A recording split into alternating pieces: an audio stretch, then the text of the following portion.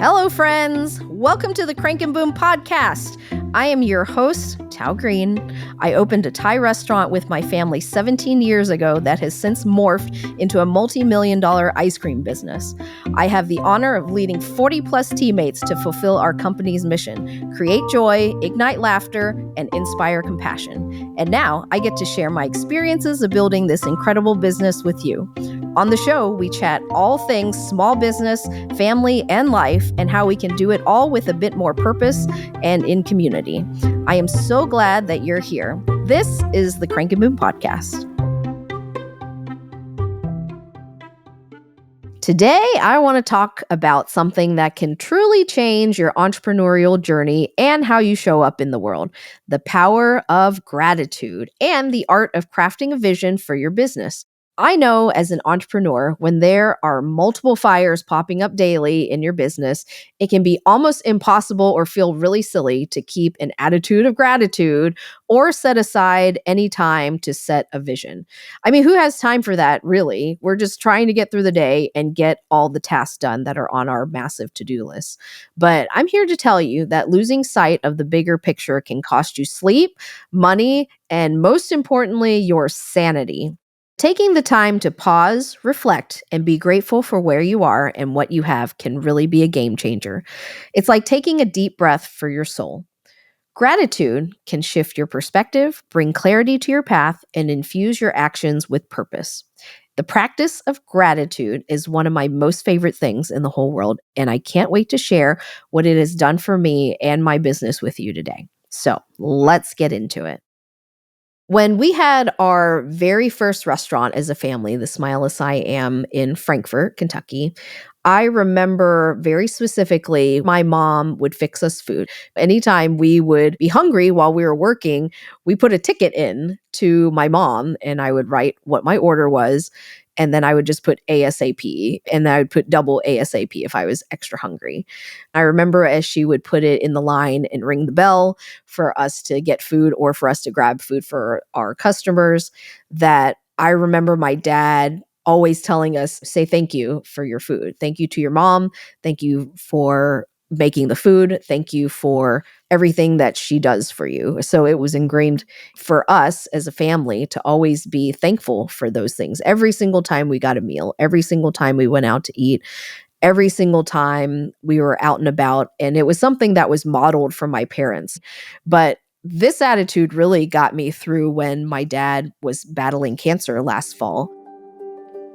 We had determined that we were going to always be with him, that he would always have somebody from the family with him around the clock. So I did night shift. I would go in and I would be grateful for the fact that my schedule was free enough that I could do that and that I had the flexibility to be there for him.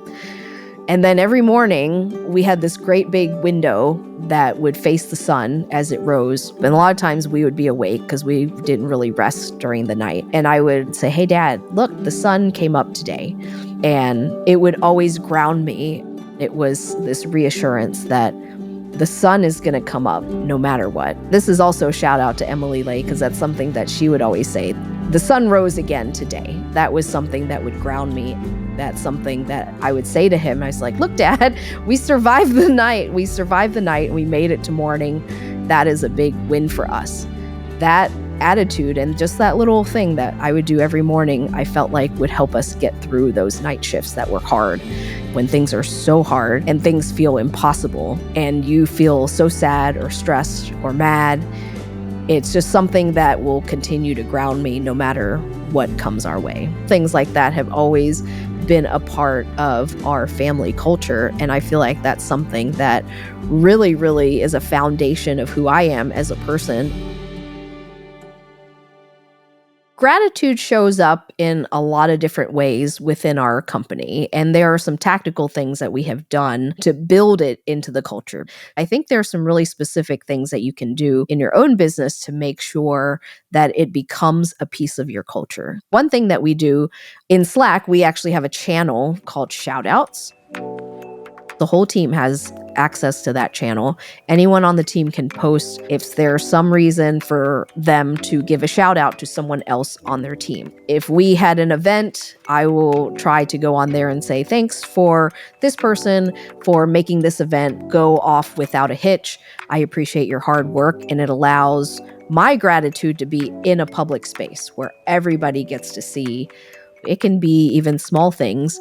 I am grateful that such and such gave me a ride home. Or it can be, I'm thankful for Team HQ because they really nailed it with our fall flavors this year. They are amazing. So it can be small things, it can be big things, but it's this open forum that you're not just telling the person that you're thankful directly, but you're also shouting it out in a public space so that other people can also see that and see that you're appreciative and make sure that the people who are working hard are getting that recognition. Because who doesn't like recognition, right? I mean, everyone wants to feel good about the work they do. And so it's our version of shouting it from the rooftops, but in a more internal way. And then we also want to make sure when we are doing our different reviews, making sure that we are having a place where people can voice their opinions, and then using that opportunity to also thank that person for the work that they do. I love doing little things for our team, but then we also try to have different events throughout the year, be it Staff Appreciation Day, where we'll close the store. This year, we took people to Kings Island, which is an amusement park here in our area. And then we also had, for those who are staying here locally who maybe didn't want to make the trip, we had a lunch and a movie. And so it wasn't anything overly extravagant, but it is a way, again, for us to pause, take the time to say thank you to our team. I would say having those things in place help us to create this culture of gratitude and hope that it translates so that people feel cared for and people understand that we are appreciative of what they do. But then I also think that it will translate to what we do in our interactions with our customers, because it's easy to get into this pitfall when you're in customer service. It is easy for teammates to get into what I kind of call a death spiral of complaining about customers, because you will get those people who just completely aggravate you or are not very nice when they come into your retail space. And yes, there will be people who are unpleasant and people that you don't want to deal with, but we can still be kind. We can still have a attitude of being grateful, even if we have some tough interactions. Every single person that comes in, whether they're nice or not, you thank them for being there. Thank you for coming. We appreciate you stopping by. All those things are built into what we do and what we say to our clientele that come in either by email or even with people who are coming into our physical stores. And it's not just talk. Like, we are actually very thankful that those people have come to patronize our business, because if we don't, we have nothing to do and we have no jobs, which is not helpful for anybody. So I think it's been a long work in progress, but I'm really proud of how far we've come and proud of what our team has been able to do and the attitudes that they have now, because it's not an issue anymore, because we have been able to build the culture to be that way.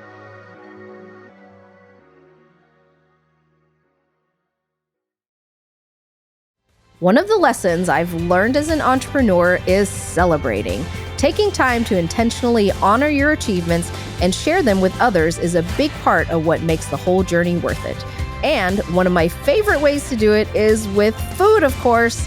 Goldbelly is our partner in how we deliver our ice cream to customers all over the U.S. so they can make their special moments even more special wherever they are. And whatever milestone you're celebrating with your friends and family, Goldbelly has just the thing. Whether you need Guy Fieri's trash can dessert nachos for Dad's birthday or Martha Stewart's famous banana pudding for your sister's baby shower, Goldbelly can ship it right to your door and make your event even more special. So if you haven't taken advantage of Goldbelly's amazing offerings, now's the time. Run over to their website at goldbelly.com and make your celebration unforgettable.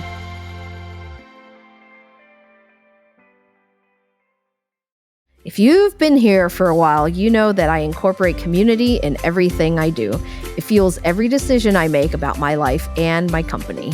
Our beloved sponsors, Holly Hill & Co., also share the same love for community. In fact, their love of community is why they work so hard to highlight local produce in all 9 of their Central Kentucky restaurants, like Zim's in downtown Lexington, Honeywood at the Summit, and the historic Holly Hill Inn in Midway. So you can experience what it means to connect the farmer and the food to your family's table. And now they've expanded their offerings to the community by opening a new cooking studio and retail store. You can take cooking classes with the very famous James Beard-nominated Chef Weta Michael herself and learn about how to make the most out of your farmer's market haul or how to craft the perfect bourbon menu. And while you're there, shop the handcrafted goods and thoughtfully curated gift sets for your friends and family. Learn more about their new cooking studio and retail store in downtown Versailles, Kentucky by visiting hollyhillandco.com. Again, that's hollyhillandco.com, and let them know Tal from the Crank and Boom podcast sent you.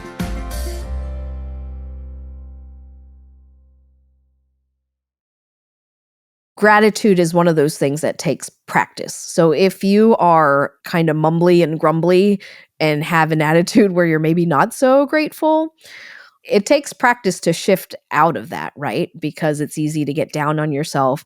It's easy to judge other people. It's easy to take all that energy and put it in a bad place versus being in a place where you are grateful for where you are, that you're kind to yourself, and that you are kind to the people around you. It definitely has taken time and practice for me to get in that mindset. And again, it's harder to be in that mindset when you are physically stressed, when you're physically drained, and you are mentally burned out.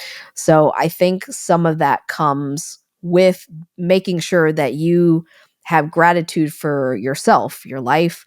I would say having this attitude is what has gotten me through my journey as an entrepreneur. I think if you, again, go into a death spiral with a attitude that is not grateful, it just takes you to a bad place, and you're then putting your energies in things that aren't really productive or helpful. And so during COVID, I got a physical planner from Simplified. Shout out to Emily Lay and the team at Simplified. I love their planners. I had gotten one of their planners on sale, and I would write 7 items every day. And I probably did this for about a year during the height of COVID, like right in 2020, when things were just so uncertain and there were just so many emotions. I was physically drained from taking care of a baby all day and then having to work till 3 a.m. every day because we didn't have childcare. But I would take the time, and it would maybe take 5 minutes, 10 minutes, and I would write down everything that I was grateful for. And sometimes those items would be as simple as, I'm so glad that I'm alive. Being able to look back and go back to basics and be grateful for those things, I think, is a great first step. Like if you can say every day, take a moment and say, I'm glad that I'm alive today. I'm glad that I have the great fortune to tackle these problems in my business today. I have the great fortune of driving my kids to school and feeding them breakfast and getting to hug them, because not everybody gets that gift. And so I think when you can frame that gratitude back to basics, all those things are a great practice to get you started.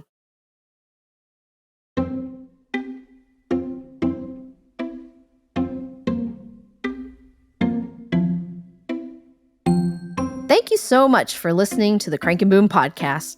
If you want business advice and tactics like this every week, click that follow button wherever you listen to your podcast so you never miss an episode with us. Also, if you like what you heard today, it would mean so very much to me if you would leave us a review that helps other people find us.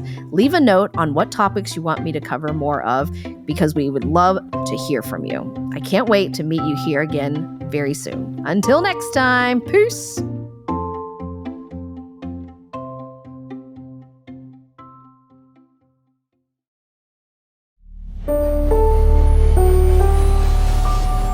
This is a production of Four Eyes Media.